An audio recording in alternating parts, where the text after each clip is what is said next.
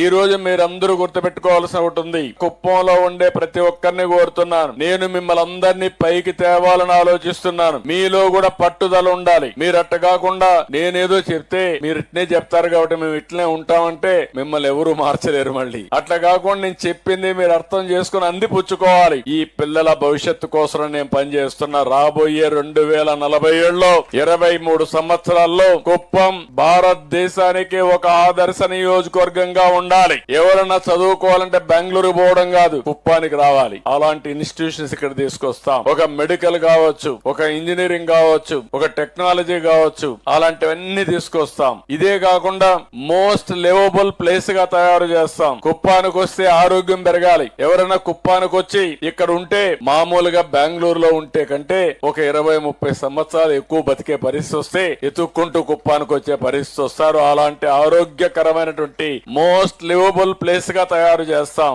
ఇవన్నీ తయారు చేయాలంటే మీ అందరి సహకారం కూడా అవసరం. నేను అందుకని ఇవన్నీ కూడా కుప్పాన్ని ఒక టూరిజం హబ్ గా తయారు చేస్తాం. బెంగళూరు నుంచి శని ఆదివారాలు అయితే నేరుగా ఇక్కడికి వస్తారు. మన ఆడపిల్లలకు కూడా ఏదైతే కూచిపూడి డాన్సులు ఇవన్నీ బాగా నేర్చుకుని ఇప్పుడు అడుగుతున్నారు, మాకు ఒక మంచి స్టేడియం ఉండాలి, ఓపెన్ ఎయిర్ స్టేడియం ఉండాలి, మా పర్ఫార్మెన్స్ బాగుండాలి అని కోరుకుంటున్నారు. మొట్టమొదటిసారిగా పిల్లలను చూస్తున్నా ఒక 40 మంది స్టూడెంట్స్ కూచిపూడి డాన్స్ నేర్చుకునే పరిస్థితికి వచ్చారు. మన సాంప్రదాయాన్ని కాపాడుతున్నారు. ఒక దగ్గరనే 40 మంది ఉన్నారు, మొత్తం 500 మంది ఉన్నారు. నేను అందుకని విజయవాడ ఎయిర్పోర్ట్ లో కూడా కూచిపూడి డాన్స్ రిఫ్లెక్ట్ అయ్యే విధంగా ఎయిర్పోర్ట్ కడుతున్నాను. అంటే మన సంస్కృతి సాంప్రదాయం కూచిపూడి, మన వారసత్వం కూచిపూడి. అందుకే దీనికి కూడా ఎయిర్పోర్ట్ కూడా ఆ కూచిపూడి రిజెంబ్లెన్స్ పెట్టి ఒక ఎయిర్పోర్ట్ కూడా కడుతున్నాం. కాబట్టి మన వారసత్వం, కాబట్టి ఆ వారసత్వాన్ని ముందుకు తీసుకుపోయే ఈ పిల్లల్ని మనస్ఫూర్తిగా అభినందిస్తూ గట్టిగా చప్పట్లు కొట్టి ఆ పిల్లలందరినీ అభినందించాలి. దీని వల్ల 2 లాభాలు ఉన్నాయి. మన వారసత్వాన్ని మనం కాపాడుకుంటాం.